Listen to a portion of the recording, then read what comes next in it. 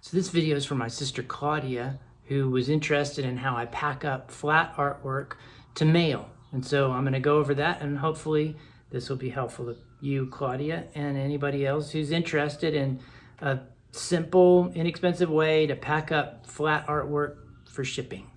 So I have two pieces of artwork, an original drawing and a print of the same piece. I'm about to ship these up to mail, so I need a utility knife or an X-Acto blade, works fine. A metal ruler will help. The first thing that I do is I measure the width. This is an 8 by 10. The original's a little more like 7 by 10. The print's 8 by 10. And so I then add 2 to 3 inches to that width. Let's see. That's 8. And I'm going to go to 11 inches wide and 13 inches tall. That's adding 3 inches to each one, 1.5 inches on either side. So that's 11 by 13 is my measurement. So the way I pack up my artwork is with cardboard. This is just from a box. I pick up recycling cardboard from our local thrift store, boxes people donate. And if I see a nice, flat, clean panel, I just cut it off the box before I take it to the recycling yard. But you can get cardboard, grocery stores, liquor stores, wherever you can find blank cardboard. Now, one thing to note, I don't know if you can see it on the video, this box has 2 layers of corrugation, so it's extra strong. A lot of times there's only one, so I want to have at least 3 layers. So if this is a single box, a single width corrugation, I'm going to use 3 pieces of cardboard. This I'm going to use 2 because I've got 2 layers for each piece is going to give me 4 layers of corrugation. That's going to be really strong. So then I'm going to cut this down into 2 pieces. Now, other thing to note, can you see the lines? There you go. See that? The direction that the corrugation is moving. The waves are here. I'm going to want to cut one piece this way and one piece this way so that the corrugation lines cross each other. That way they're not going to bend on this line. It gives you, it's extra strong that way and keeps it flat and stable for mailing. So I'm going to cut this down into 2 11 by 13 inch pieces. One this way, one that way. So I used my ruler. I do have a floor, a larger piece of the cutting board that for a bigger piece I can just put on the floor and use. So first I'm going to get one clean edge. I'll get a pencil out. So this first one is going to be my 11 by 13. So I'm going to get 2,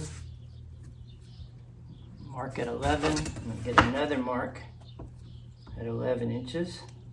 It's out of the way. Line my ruler up with my 2 marks, get my knife.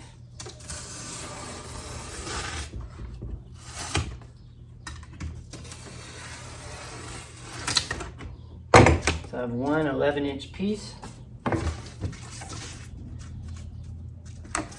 And I'm gonna cut myself at 13. To get my second piece, crossing the different direction. So I have 2 marks to give myself a straight line parallel to the other edge. Take my knife.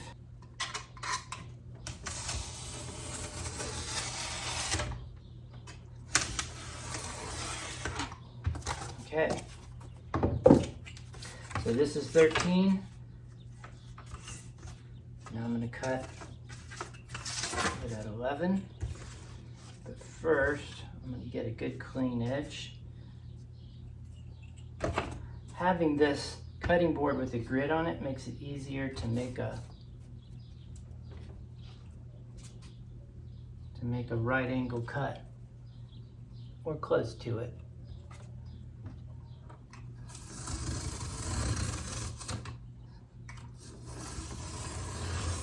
So what I just did was I lined up this edge with one of these lines, and then I lined my ruler up with one of these lines, and that way I knew it's pretty close to a squared off piece.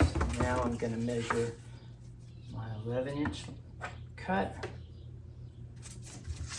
for this piece.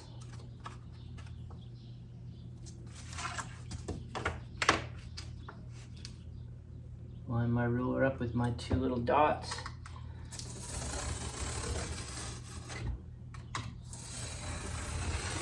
Okay, I have one 11 by 13 with my corrugation grain going that way. Now my second one, my corrugation grain going this way.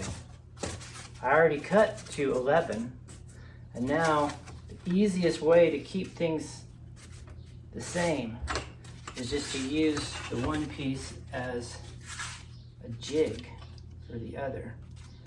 So I just line everything up, line my ruler up with one edge of the piece I just cut.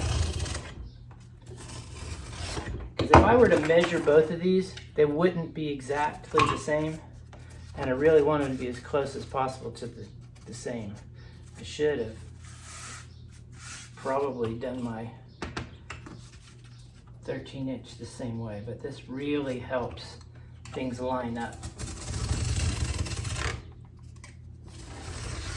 Okay, now I have two pieces of cardboard, one with the grain this way, one with the grain this way. I face them together. There's printing on one side. I face them together so they look nice and clean on the outside. These pieces of artwork are in plastic sleeves. They're protected from the acid in this cardboard. If I did not have plastic sleeves, I would put some other kind of paper in between the cardboard and the artwork to keep it safe. And then I'm going to tape these together and seal it up. Now, this is just cardboard. What if it gets wet? Well, if it gets really, really wet, this piece, these are protected by this plastic sleeve. But if it's just wrapped with other paper, it's true. If this thing gets submerged and soaked, that artwork's going to get ruined. And that's just the way it is. I'm willing to risk that.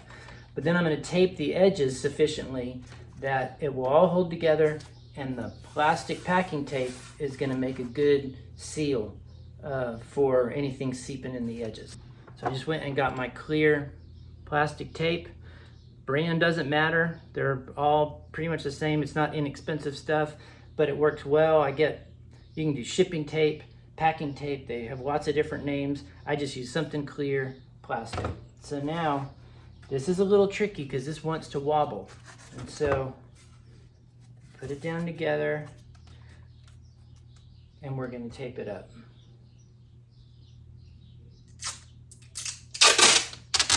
So I'm going just a little bit shorter than the full length. Let me move this over a little bit more so it's all in the picture. So this is just a little bit shorter than the full length here. I don't go quite edge to edge. I'm gonna nick this a little bit to make it tear off. Then I lay it as nicely as possible. I'll lay it where there's a lot of room. It's about a quarter of the length of it. And then I'll line this up as perfectly as I can. And then gently press down and hinge it around the edge.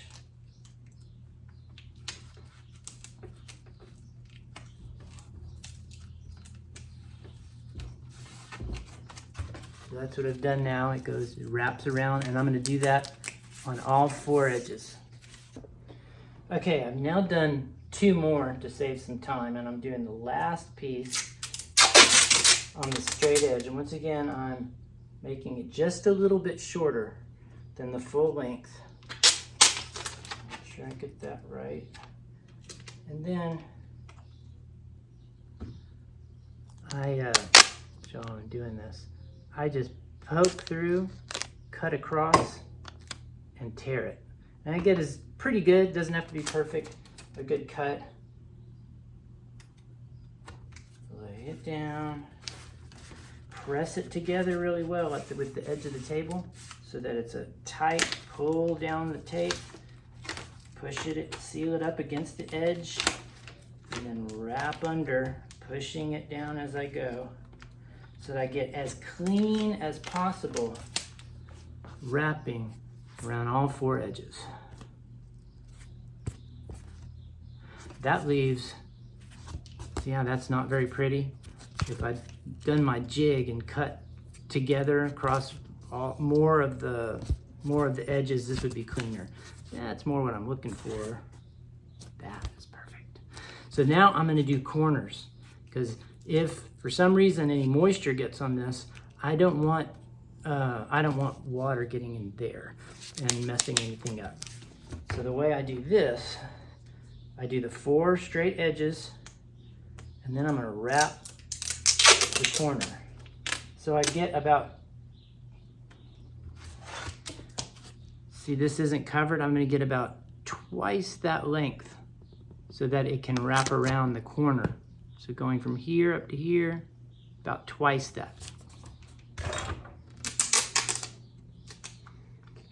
I'm cutting my piece off like I did before. And then I lay it down like that. So it can wrap both ways.